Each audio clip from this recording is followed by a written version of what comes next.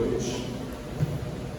Meu nome é Marcial, sou trabalhador da casa e mais uma vez vou estar aqui falando com vocês.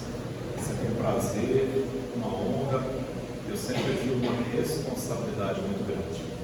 Falarmos acerca dessa doutrina que esclarece. É a verdade de uma forma mais fácil de se compreender, mas mesmo de maneira fácil, muitas vezes a gente se equivoca. E o tema de hoje é um tema proposto pelos próprios frequentadores da casa. Espero que quem propôs esse tema esteja assistindo a palestra de hoje, que é mediunidade. É possível desenvolvê-la? Então é mais uma pergunta que a gente possa responder.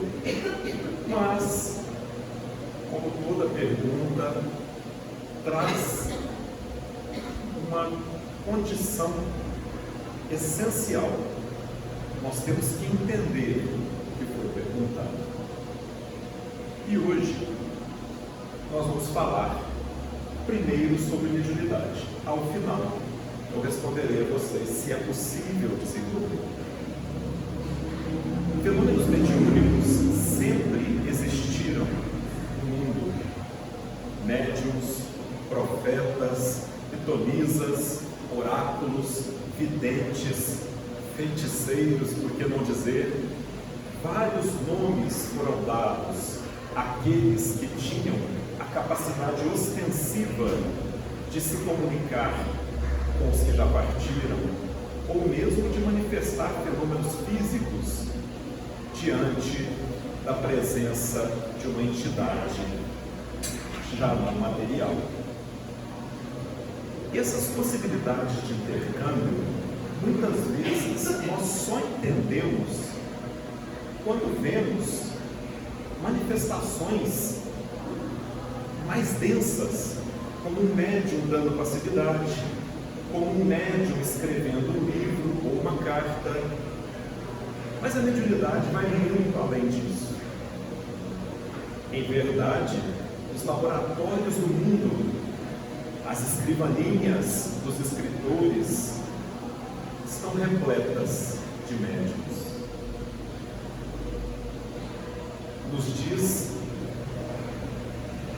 a obra espírita que quase todas as manifestações da arte e da cultura são de alguma forma mediúnicas.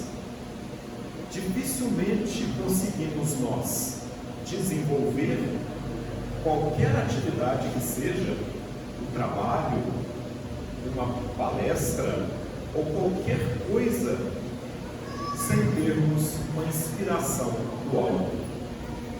Um pequeno detalhe: essa inspiração pode ser tanto para o bem quanto para o mal.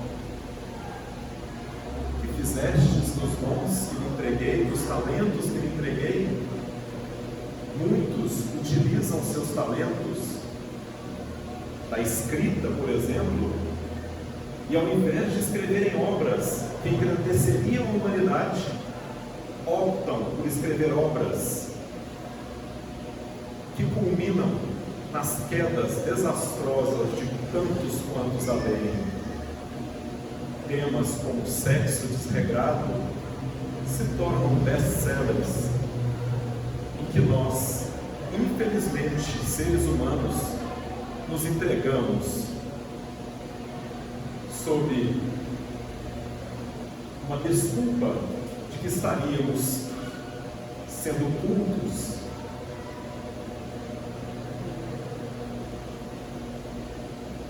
Tanto foi assim que a mediunidade pode ser usada para o bem quanto o mal, que nós temos no no Novo Testamento, nas cartas de João, é no Evangelho mesmo essa parte, tá? No Evangelho de João, uma citação do apóstolo do Evangelho, palavras do Cristo. Caríssimos, não acrediteis em qualquer espírito, mas examinai os espíritos para ver se são de Deus, pois muitos falsos profetas vieram ao mundo. Nisto reconhecereis o Espírito de Deus. Todo espírito que confessa que Jesus Cristo veio na carne é de Deus. Então nós temos um alerta no Novo Testamento para que nós tomemos cuidado com as manifestações dos espíritos no mundo dos encarnados. Pois existe um grande risco de que esses espíritos não estejam com boas intenções. Então, no Novo Testamento existe uma advertência para que nós analisemos as manifestações do mundo espiritual. Mas espera aí, Marcelo, eu ouvi dizer que existe uma proibição na Bíblia com relação às comunicações com os espíritos. Seria isso verdade? Bom, tenho que dizer que sim, existe realmente uma proibição na lei mosaica, nos livros do Pentateuco, os livros primordiais dos judeus, tanto em Deuteronômio quanto no Levítico. Nós temos proibições de Moisés com relação a essa comunicação. Porém, essa proibição foi um tanto quanto deturpada ao longo dos anos. Quando pegamos as Bíblias, e olha que eu estou falando no plural, por que eu estou dizendo as Bíblias? Porque no evoluir da humanidade, a Bíblia original foi passando por processos de tradução, processos de reinterpretação. Então nós temos, em alguns exemplares, em algumas Bíblias escritas já na modernidade, não consulteis médiuns. Um livro de Moisés, escrito há 3.200 anos atrás. Ora, nós sabemos que a palavra médium foi inventada, um neologismo de Kardec, para descrever aqueles que tinham a capacidade de se comunicar. Isso nos anos 1850.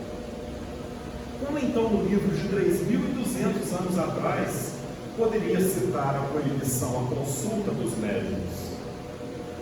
Na verdade, nos originais daquela escritura, nós temos a proibição da necromancia. Palavra difícil de compreensão, até para quem assiste os filmes de ficção científica atuais. Nós temos os necromantes, que não tem nada a ver com isso, mas o necromante a que se refere a Bíblia, uma palavra nessa grafia já grega, mas tem o equivalente no hebraico, significa aquele que consulta os espíritos para prever o futuro. O necromante é aquele que prevê o futuro. E aí começam as confusões. No livro Contos e Contos de Humberto de Campos, no capítulo 45, Humberto de Campos, sob psicografia de Chico Xavier, nos descreve o porquê dessa proibição. O que acontece é que os fenômenos mediúnicos, sempre muito comuns em todas as eras, se você não quer saber de mediunidade, não leia a Bíblia, porque nós temos mediunidade na Bíblia do primeiro ao último capítulo, do primeiro ao último livro. A mediunidade é inerente ao cristianismo e foi deturpada. E lá explica-se que no tempo de Moisés, ainda no Êxodo, quando os judeus estavam saindo do Egito e caminhando para a terra santa Canaã, a terra prometida, desses 40 anos, começou-se um vasto intercâmbio mediúnico. Porém, ao invés do povo hebraico se utilizar desse intercâmbio para melhorarem suas relações, praticarem as leis divinas, praticarem o bem, começaram a fazer exatamente o que vemos tantos fazerem hoje. Eu vou no centro tal, porque lá tem um médico que fala o que eu tenho que fazer. Eu vou no centro tal porque lá tem um médium que vai falar se eu vou dar certo nesse negócio ou não. Eu vou no centro tal para saber se meu casamento com essa pessoa vai dar certo ou não. Olha a confusão, gente. E por isso, segundo Humberto de Campos, Moisés decretou que estava proibido a consulta aos espíritos para que soubessem do futuro. Essas interpretações são muito complexas. Lembremos que na lei mosaica nós temos a lei divina, que é basicamente interpretada pelos 10 mandamentos, e temos as leis humanas do próprio Moisés. Nesse mesmo livro de Deuteronômio, Moisés determina como se deve vender a filha mais nova. Nesse mesmo livro, Moisés determina a condenação ao homossexualismo, necessidades de uma lei passada que já não se enquadram mais no evoluir do ser humano. Nesses mesmos livros, temos a lei do olho por olho, dente por dente, que na verdade não é mosaica, já estava nos códigos de Hammurabi, 500 anos antes de Moisés. E Moisés a utilizou para quê? Para limitar a vingança.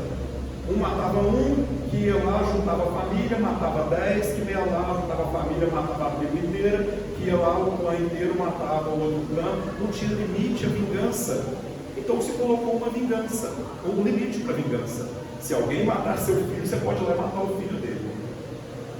Um absurdo se pensarmos com a cabeça de hoje, mas um avanço se pensarmos com a cabeça daqueles tempos. E nessa continuação, nós vamos ver que a Bíblia está repleta, apesar da proibição de Moisés, de várias revelações do futuro, várias situações onde o futuro é revelado. São as famosas profecias. Mas lembro a vocês que as profecias, né? Qual o livro mais famoso de profecia, gente? Apocalipse, né? Escrito por João, mesmo escreveu aquela advertência ali. E nessa advertência, nesse livro de Apocalipse, só uma pergunta aqui para que a gente não faça confusão. Apocalipse significa fim do mundo, correto? Não, tá? Apocalipse significa revelação, tá?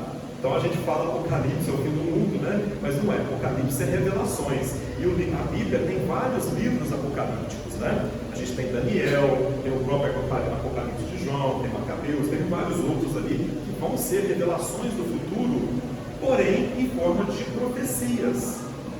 E muito cuidado com as profecias. Nós temos a parábola, vou chamar de parábola, de Jonas, quando entra na barriga da baleia, viaja até a capital do império. Gente, Jonas recebeu uma revelação divina, uma profecia, que teria que ir até Nínive. Nínive era a capital do império assírio, ficava lá onde é o Iraque hoje, né? Porque lá estava tendo muita devassidão, o povo estava fazendo muita coisa errada. E ele falou: ó, você vai lá e vai falar para eles, se eles não mudarem a conduta, eu vou destruir a cidade. Foi a revelação divina que ele recebeu, como tantas outras assim tem na Bíblia no Velho Testamento, né? E ele foi, né? E entrar na barriga da baleia, a baleia era Nínive, né? Não tem nada a ver, mas depois a gente entra nessa história. E aí chegou até lá, em Nínive, procurou os governantes, depois de muito falar nas ruas, a cidade seria destruída. Os governantes o receberam e ele advertiu os governantes. Mas olha a surpresa, os governantes acreditaram nele. E aí o que aconteceu? Mudaram a conduta, mudaram as leis, mudaram as regras. E aí, Nínive não foi destruída. E o que Jonas fez, profeta que era, ficou chateado. Poxa, mas eu falei que ia destruir, você não vai destruir agora? E aí tem a história que ele senta, né, morre uma planta, ele fala assim: se você criou amor por essa planta que você acabou de conhecer, não teria eu, Deus, teoricamente era Deus falando com ele, né, amor a todos os meus filhos, você quer que eu os destrua? Eles melhoraram, estão parábola. As profecias, gente, podem ou não acontecer. Não existe um futuro inevitável. É isso que nós temos que entender. E aí, se a gente tem essa proibição nas leis de Moisés, teríamos nós uma liberação por parte de Jesus, que é o nosso novo representante das leis divinas, depois de Moisés, que veio como aquele detentor da lei de amor. Alguém consegue lembrar alguma passagem de Jesus onde ele libera essa manifestação? Temos, gente. Quem já ouviu falar da transfiguração de Jesus? Mateus capítulo 17, Lucas capítulo 9, Marcos capítulo 9. Jesus sobe ao monte, 3 dos apóstolos acompanham, somente 3, provavelmente aqueles que tinham a capacidade de estar junto dele naquele momento. E eles dormem, adormecem. E quando despertam, Jesus está transfigurado, emitindo luz, provavelmente num transe mediúnico, se a gente pode chamar assim, conversando com quem? Com o próprio Moisés e com Elias. Nessa época, João Batista já havia desencarnado. Então era o Elias que era João Batista ali, conversando com Jesus. Então Jesus também teve uma passagem onde nos disse que tudo bem nós praticarmos a mediunidade, tudo bem nós praticarmos aquilo que ali estava.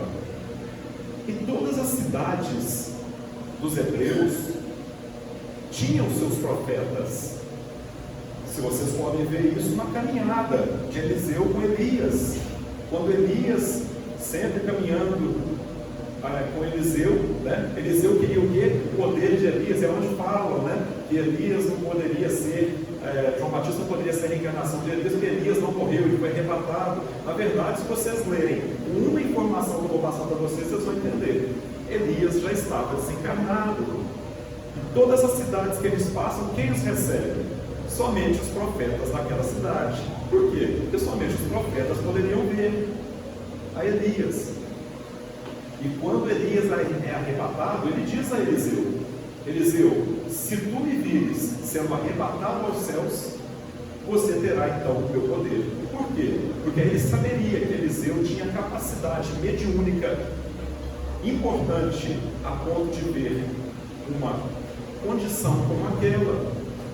E veio na visão de Eliseu, como foi aquilo? A carruagem de fogo veio e arrebatou Elias aos céus. Mas seguimos.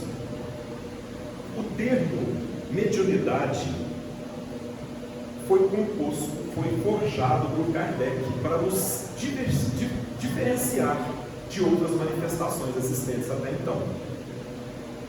E Kardec utilizou-se amplamente da faculdade mediúnica, daqueles médiuns que ele conhecia, para desenvolver o seu primeiro livro, Livro dos Espíritos, 1857.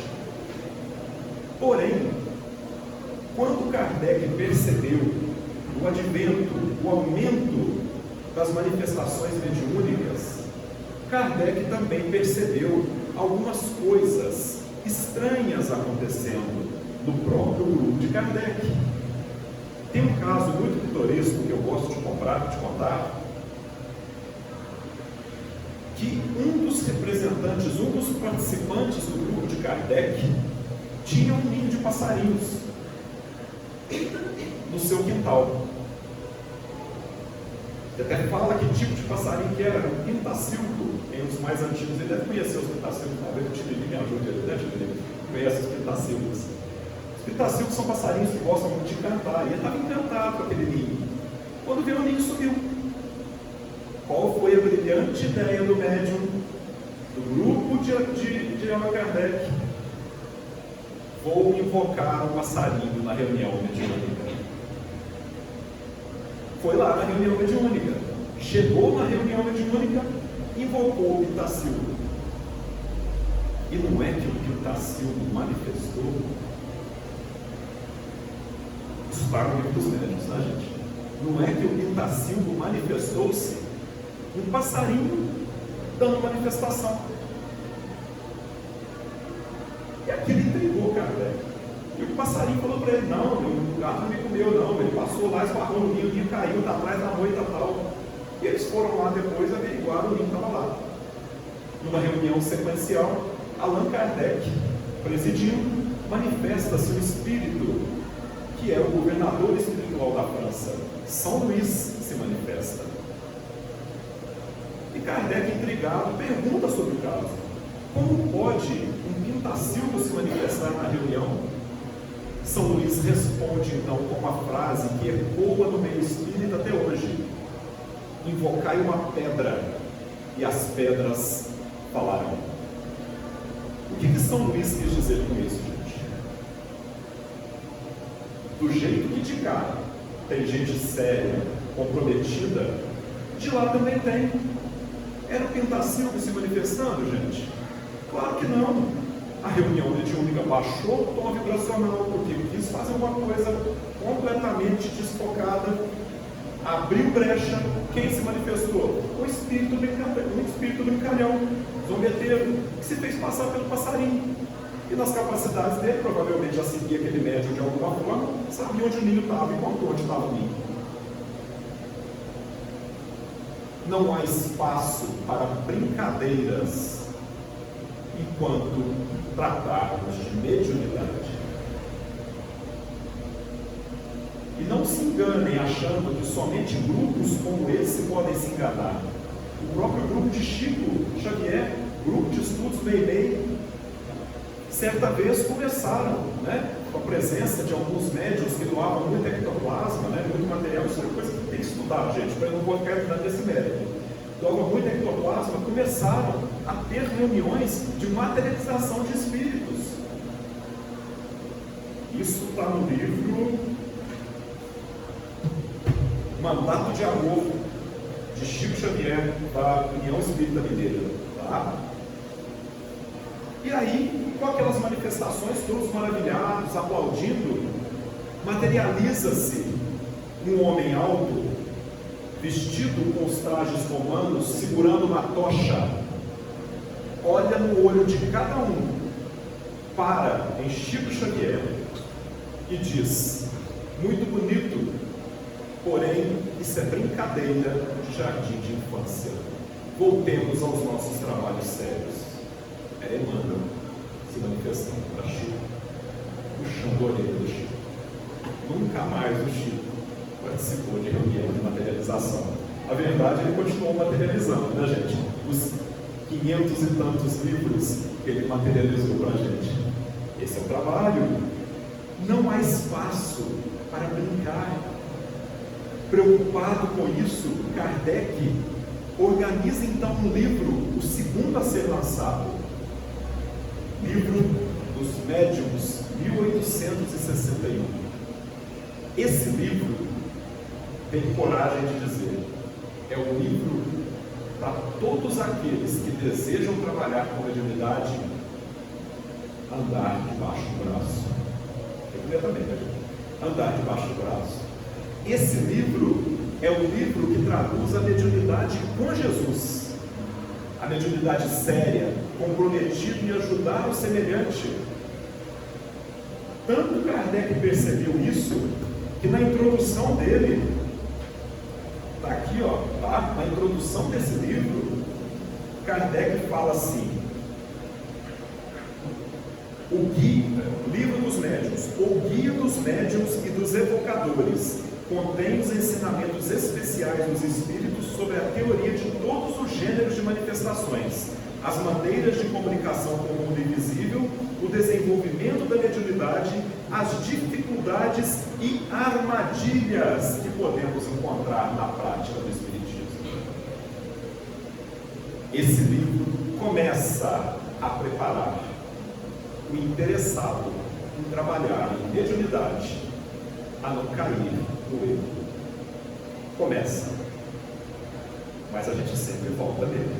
Porque não é, porque eu digo começa, porque lê-lo uma vez não quer dizer que nós o compreendemos. Ele tem que ser consultado sempre. Mas isso então, esses perigos existentes seriam motivos para nós espíritas não praticarmos a mediunidade? como a gente tem visto, infelizmente, muitos centros espíritas por aí, banindo a mediunidade ostensiva, a mediunidade que é a base de toda a doutrina espírita.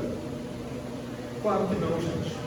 A mediunidade tem que ser trabalhada de forma convincente, de forma decente, de forma honesta e principalmente de forma humilde. Não esperem que teremos uma manifestação mediúnica, de uma reunião mediúnica, de um espírito como São Luís, de um espírito como Allan Kardec, de um espírito como André Luiz. Isso acontecia no grupo do Chico, que era o grupo Mayday, porque tinha o Chico lá. Dos outros, 99,9% das manifestações são de espíritos sofredores, que necessitam, às vezes, muito mais do nosso ombro, do nosso consolo, do que nós necessitamos deles. Às vezes necessitam simplesmente da nossa energia positiva. E isso nós vamos falar. E aí vem o grande problema dos médiuns e trabalhadores mediúnicos do Espiritismo. Seria a mediunidade um dom divino? Seria a mediunidade uma missão? Gente, depende. Depende do que nós chamamos de missão. Se vocês consideram missão tudo aquilo que foi nos colocado, proposto, trabalhar no plano espiritual para que nós aqui desenvolvêssemos, é sim uma missão. Mas, se vocês acham que o médium é o enviado das esferas superiores, grande ledo e engano. Os médiuns, em geral, na sua grande maioria, são seres endividados com a coletividade. A gente pode ver isso na história de Ivone Pereira. Ivone conta a história das reencarnações desastrosas dela antes de encarnar como Ivone. Uma série de livros de sua obra. Nós vemos isso com Divaldo, quando por 40 anos foi perseguido por um espírito leviano que queria vingança, pois ele havia induzido esse espírito ao suicídio 400 anos antes. Depois de 40 anos, Divaldo recebe, nas palavras de Joana de Ângeles, um presente de Deus, a reencarnação, na forma humilde de uma pequena abandonada, daquela que teria sido a mãe daquele espírito naquela encarnação, e Divaldo a adota. E aí, o espírito não se dobra, simplesmente diz a Divaldo que ele o venceu pelo cansaço. E aí a gente deve falar assim: bom, mas o Chico é o Chico. O Chico é um ponto fora da curva. Será? Quem sou eu para falar de Chico? Então eu vou deixar falar a mãe do Chico. Chico ficou órfão muito cedo, mas a mãe de Chico era um espírito evoluído, certo? De uma certa capacidade espiritual. E ao longo da mediunidade do Chico, ela foi ditando algumas cartas. O Chico perguntava muitas coisas para ela e ela ia respondendo. Essas cartas estão reunidas num livro chamado Cartas de uma Morta. Maria João de Deus é o nome dela. E Chico faz uma dedicatória a ela, que aquelas cartas que serviram tanto de consolo a ela, agora serviriam para alimentar pequenas crianças abandonadas. E nessa carta, nesse livro, só uma curiosidade desse livro: esse livro foi editado e publicado em 1935 aproximadamente. E ela, como era um ser um pouco mais evoluído, ela teve alguns privilégios. Dentre eles, ela pôde ir em visita a alguns mundos. Nós sabemos que a Terra é o menos evoluído do sistema solar. Ela pôde ir a alguns mundos um pouco mais evoluídos. Nesses mundos que ela foi, se não me engano, Saturno e Marte. não vou entrar nesse mérito, não vou entrar nessa questão, mas só uma questão de Marte, que eu acho muito interessante, eu comentei aqui da semana passada. Marte, ela diz que Marte não tinha uma lua grande, mas duas pequenas luas, que bailavam nos céus. Bom, tudo bem, sabemos que Marte tem duas pequenas luas realmente, né? Mas essa informação é das 1800 e muitos. Então, ou seja, é pré-existente. Mas ela também diz que é um planeta onde a água é escassa, porque o planeta tem a capacidade de absorção de água e a água fica muito presa no subsolo. Então, os habitantes de lá lidam com a escassez de água. 2024, sonda, não sei qual tem tanta sonda lá embaixo, que descobriu por ultrassom que provavelmente existe um oceano subterrâneo de Marte. 1935, ela falou isso. Tá?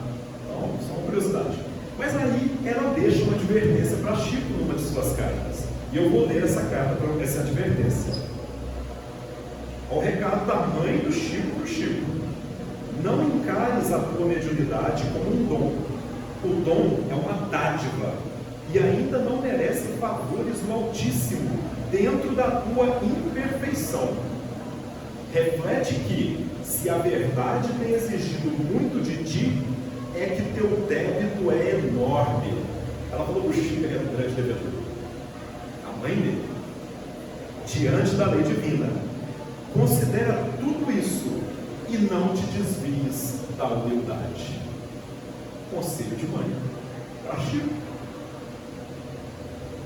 Portanto, meus caros, se a mediunidade ostensiva está lhes visitando, vigilância e oração. A fórmula do Cristo: vigilância não só no sentido se eu estou fazendo alguma coisa errada, mas estudar. Estudem. Estudar é uma forma de vigilância. Estudem no lugar certo. Se quiserem se aventurar a outros livros, fora do grande apanhado do Espiritismo, dos grandes autores, primeiro leiam os grandes, para depois lerem os pequenos, e aí você teria a capacidade de julgar o que está lendo. Bom, sigamos as normas também. As casas espíritas têm regras, né? Além disso tudo, a todos aqueles que desejam desenvolver a sua mediunidade, fica aqui uma pergunta: estariam vocês dispostos a pagar o preço, a sorver o cálice nas palavras do Mestre Jesus? O médium, gente, precisa de uma vigilância extrema, pois ele é muito mais aberto a influenciações negativas do que imaginamos. Por quê? Porque ele é um intermediário, ele está mais aberto a isso. Às vezes está sentado aqui numa boa, assistindo a palestra, vem um mal-estar geral, e até que levantar isso aí. Às vezes está numa reunião de família, vem um mal-estar, não consegue ficar ali. No início do desenvolvimento, do aparecimento dos sintomas mediúnicos, ele pode se manifestar como doenças severas, tantos que muitos não se recuperam e são tratados como loucos. Medicamentos e medicamentos. Há uma frase espírita, é claro que os manicômios quase não existem mais, graças a Deus, que os manicômios estavam cheios de médicos que não conseguiram desenvolver sua mediunidade. Oração, vigilância, empenho, dedicação, humildade. Isso os candidatos a médiuns terão que apresentar, para não se perderem. Lembrando do Chico, que a gente falou dele, as reuniões mediúnicas do Chico, onde ele escrevia as cartas, tinha facilidade, tinha que socorrer os espíritos, começava 2, 3 da tarde, acabava 2, 3 da manhã. 12 horas, Chico recolhido. 2, 3, 4 vezes por semana. Quantas coisas temos que abrir mão? Quantas convivências? Mediunidade não é uma escolha, pelo menos não para quem está aqui. É um processo estabelecido antes de encarnarmos. É um processo estabelecido talvez por nós mesmos, mas agora aqui já não é uma escolha mais. temos que desempenhar esse papel, nos dedicar. Temos que nos empenhar para desenvolver. Bom, respondendo à pergunta, seria possível então desenvolver essa mediunidade? No livro Missionários na Luz, estamos estudando eles aqui, tá? Um grupo de estudos que acontece antes daqui da reunião, às 5 horas da tarde.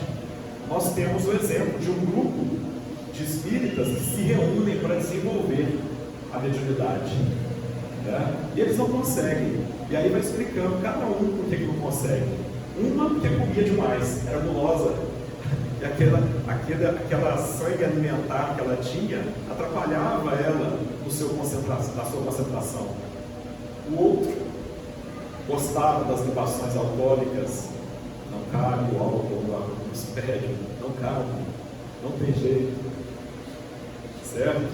E o outro se perdia por, acreditem, pensamentos libidinosos. Casado que era, trazia ainda consigo os reflexos de uma juventude mal vivida e os pensamentos alucinantes do sexo traziam conflito para sua mente e ele não conseguia se desenvolver. Esses são os motivos dos fracassos. Mas concluindo, se queres realmente desenvolver a mediunidade, tenham paciência. É possível sim desenvolvê-la, mas espero terminar de falar. Paciência nas suas construções. Lembremos de uma máxima muito sagaz que diz: o tempo não respeita nada que é construído sem o seu próprio concurso. Nada que é feito às pressas tem o respeito do tempo. Então essa é uma construção que levará tempos.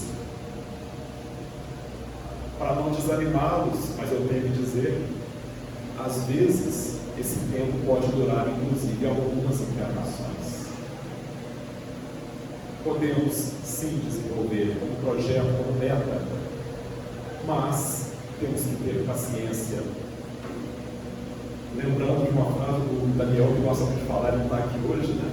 Ele sempre diz assim, que uma conversa hipotética entre um ser criado, criatura, com o Criador, né, com Deus, falou: Deus magnânimo, tu és muito grande, que és para tu 10.000 anos? E aí Deus responde para ele: 1 segundo. Pois é, Deus, na sua grandiosidade, grandes coisas se tornam pequenas. O que é para o Senhor 10 milhões de dólares? 1 centavo. Pois então, Senhor, dá-me 1 centavo. Aí Deus responde para ele: 1 segundo. Paciência, gente. Nas construções, é uma brincadeira, é claro, né, gente? É uma frase de brincadeira, mas que traduz para a gente a necessidade que, para os nossos objetivos, que não seja dinheiro, pelo amor de Deus, que seja construções concretas do plano espiritual, né? Que nossas construções sejam coerentes, concretas, reais e, acima de tudo, pacientes. Não podemos sair dessa miséria moral que vivemos às alturas de uma hora para outra. Tenham paciência para com vocês mesmos. Tenhamos paciência com os nossos defeitos. Reconheçamos e trabalhemos. Se errarmos de novo, paciência, faz de novo. Mas, para não dizer que eu desanimei os médiuns que estão aí, eu vou ler um trechinho final. Divaldo passeava pela Itália.